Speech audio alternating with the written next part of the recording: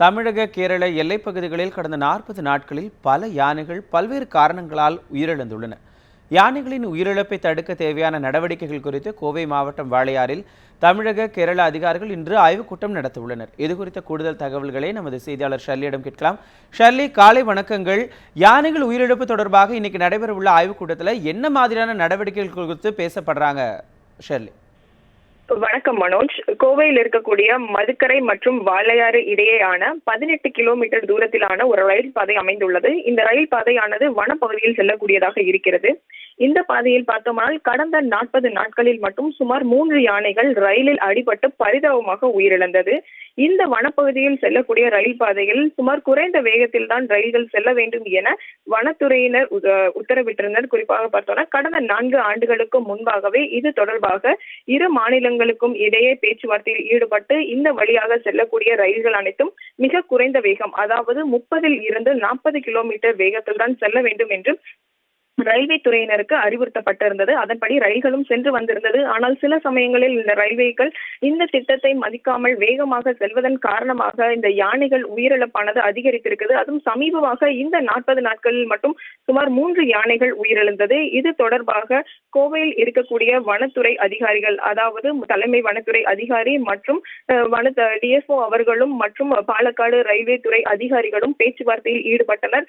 இதனைத் தொடர்ந்து கடந்த 2 தினங்களுக்கு முன்பாக வாளையாறு பகுதியில் ரயில் பாதையில் அடிபட்டு யானை இறந்த இடத்திற்கு இன்று அவர்கள் ஆய்வு செய்ய உள்ளனர். குறிப்பாக பார்த்தோம்னா இந்த ஆய்வில் அவர்கள் எடுக்கக்கூடிய முடிவுகள் என்பது இந்த யானைகள் இறப்பை தடுப்பதற்காகவே இருக்கும்.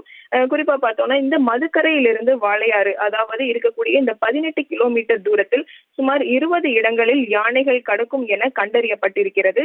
அந்த இடங்களில் ரயில்கள் மிகவும் மெதுவாக செல்ல வேண்டும், அதாவது 40 கிலோமீட்டர் வேகத்தில் தான் செல்ல வேண்டும் என ரயில்வே துறையினருக்கு அறிவுறுத்தியுள்ளனர். அது மட்டும் இல்லாமல் குறிப்பாக 3 கிலோமீட்டர் தூரம், அதாவது அந்த வாளையாறில் இருக்கக்கூடிய வனப்பகுதியாக கண்டறியப்பட்டிருக்கிற அந்த 3 கிலோமீட்டர் தூரத்தில் அதிக அளவு யானைகள் கடப்பது தெரிய வந்திருக்கிறது.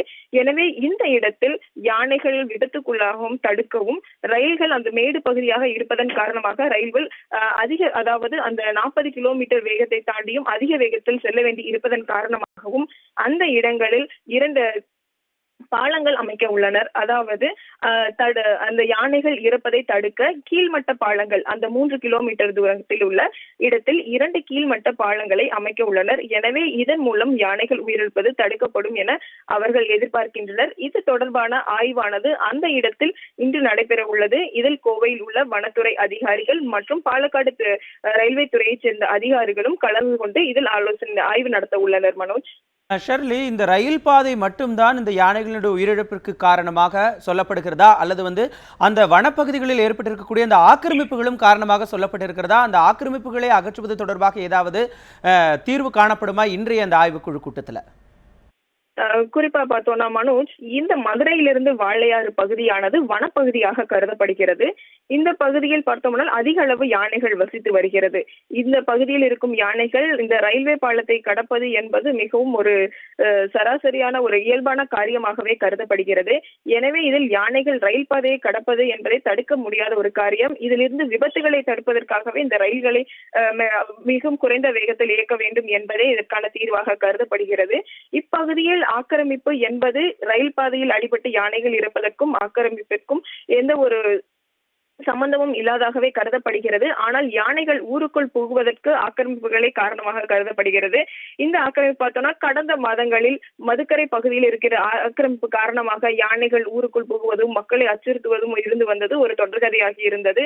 அது தொடர்பாக யானைகளை காட்டுக்குள் விரட்டுவது சம்பவம் நடந்து வந்தது. இது தொடர்பாக ஒரு யானையும் பிடிக்கப்பட்டு அந்த யானையும் பரிதாபமாக உயிரிழந்த சம்பவம் நம் அனைவரும் அறிந்ததே. மனோஜ், நிச்சயமாக ஷர்லி, தற்பொழுது இன்னைக்கு கோவை வாளையாறில் நடைபெற இருக்கக்கூடிய இந்த தமிழக கேரள அதிகாரிகளுடைய இந்த ஆய்வுக்குழு கூட்டம் பற்றி விரிவான தகவல்களை கோவையிலிருந்து தொலைபேசி வாயிலாக அளித்ததுக்கு மிக்க நன்றி ஷர்லி.